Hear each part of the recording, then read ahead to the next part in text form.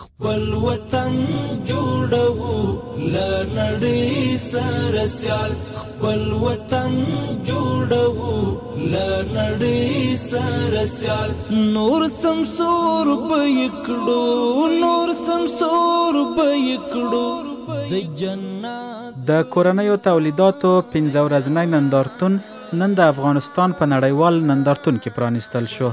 هغه پرتمینه غونډه چې په یاد مرکز کې جوړه شوې وه د ریاست الوزرا اقتصادي مرستیال ملا عبدالغني برادر، سیاسي مرستیال مولوي عبدالکبیر، د کورنیو چارو وزارت اداري مرستیال او کفیل الحاج لوی پاسوال مولوي نورجلال جلالي، د اسلامي امارت نورو مشرانو او د بهرنیو هیوادونو استازو ګډون درلود. غونډې ته راغلو مشرانو په وار سره خبرې وکړې او د داسې نندارتونونو جوړول یې د هیواد په اقتصادي وده کې اړین وبلل. ما خو الحمدلله چې نن کوم د صنعتکارانو وروڼو کوم تولیدات ولیدل ډېر خوشحاله شوم. یقینا بیخي الحمدلله دغسې پرمختګ موږ روان یو. ژر تر ژره به خلک پاس وو. د الله سره راځي د اقتصاد په مورد کې تاسو خپله واورېدل چې دنیاوال په دې قایل شول چې د افغانستان اقتصاد بالکل تر نور وختو یعنی برقراره دی. یعنی دا چې یعنی پرمختګ یې کړی نه راشاته سوی دی. نو دا برکت اول د صنعتکارانو وروڼو دی، دوهم د تجارانو وروڼو دی چې زموږ سره څنګه په اخلاص دوی ولاړ او په اخلاص باندې زموږ سره خپل کمه شتمني په افغانستان کې چې دوی لګولې ده او یا نوره لګوي. د دې څخه موږ ډېره منندوی او ډېره قدرداني کوو. د ریاست الوزرا سیاسي مرستیال مولوي عبدالکبیر هم د غونډې ګډونوالو او په خپله وینا کې وویل اوس به موږ تاسو کوشش کوو چې د دې امن نه په استفادې سره خپل ملک ته خپله ظاهري ترقي د صنعت، تجارت، د زراعت په مختلفو برخو کې هم ور په برخه کو. څنګه چې 20 کاله د افغانستان مجاهد ولس ځوانانو د اشغال د خاتمې دپاره خپل سرونه نذرانه کړل، قرباني ورکړه، ملک ته معنوي آبادي چې اسلامي نظام د ور په برخه کړه، ملک ته امنیت ور په برخه کو.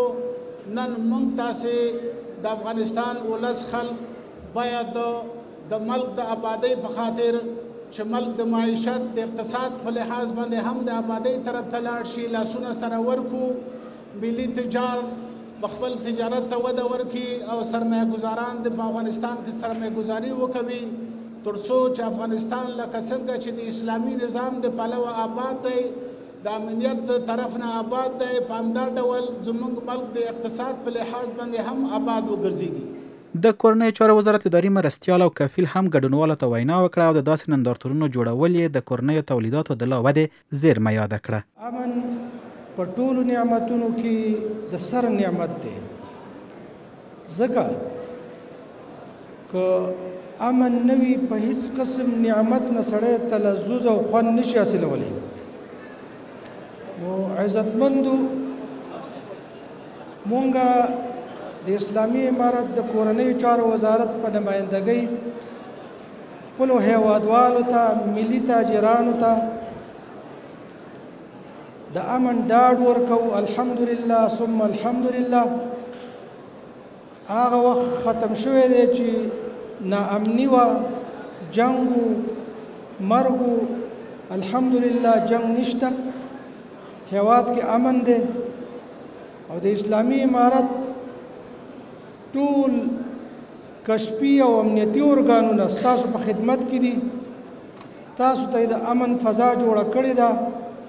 نور شپه ورځ هم انشاءالله زیاته سعی به وباسي چې د امن فضا جوړه کړي تر څو زمونږ محترم معزز هیوادوال ملي تاجران سرمایه ګزاري وکړي او زمونږ ګرانو هیوادوالو ته سهولتونه برابر کړي تر څو د امن په فضا کې په خوشحالۍ سره زندگی وکړو.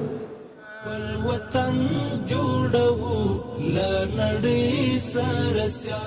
کورنیو چارو وزارت د عامه اړیکو لوی ریاست هم په یاد نندارتون کې چې د هیوادوالو لپاره په لاره اچول شوی یوه غرفه لري چې خپل توکي خلکو ته په وړیا توګه ویشي. د کورنیو چارو وزارت د عامه اړیکو لوی ریاست هدف دا دی چې دلته یې خپله غرفه خلاصه کړې ده تر څو ولسي وګړي د کورنیو چارو وزارت خدمات سره اشنا شي او د کورنیو چارو وزارت پیغام چې ولس ته دی هغې څخه استفاده وکړي. په دې نمایشګاه کې موږ مختلف خدمات لرو چې په هغې کې د پولیس راډیو لپاره کمپاین دی چې خلک د پولیس راډیو تعقیب کړي، د هغوی نشراتو سره آګاه شي، څپې سره آګاه شي. 96.5 FM باندې نشرات کې مختلفې برنامې لري او همدارنګه د 119 شمېرې وړیا شمېرې اړوند معلومات دي چې په هغې لپاره بروشرونه جوړ شوي دي او د خدمت عامه لپاره چې په هغې کې بېلابېل خدمات دي چې په هغه خپلو بروشرونو کې توضیحات موجود دي او د ولس لپاره تحایف دي، ډالۍ دي. او همدارنګه د دې نمایشګاه یا د عامه اړیکو لوی ریاست غوښتنه او هدف موخه دا ده چې موږ له ولس سره اړیکې ټینګې کړو او له ولس څخه غواړو چې له خپلو امنیتي ځواکونو سره دوامداره هڅې وکړي د امنیت په ټینګښت کې او دوی مرستندوی واوسیږي. او د کورنیو چارو وزارت امنیتي منصوبینو غوښتنه له ولس سره دا ده چې په هره ستونزه کې، هر مشکل کې دوی کولی شي چې موږ سره له بېلابېلو لارو اړیکې ونیسي، سلنونه شمېره تعقیب کړي، پولیس راډیو تعقیب کړي او د امنیتي ځواکونو سره مرستندوی واوسیږي. په دغه نندارتون کې ښځینه متشبثینو هم ګډون کړی او خپل لاسي تولیدات یې ولسونو ته په ننداره ایښي.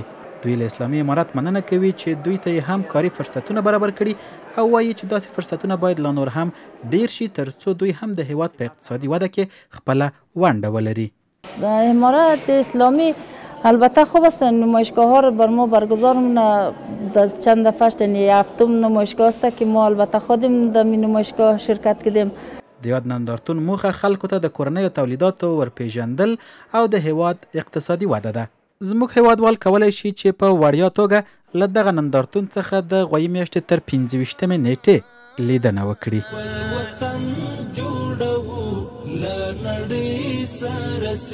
خپل وطن جوړوو له نړۍ سره سیال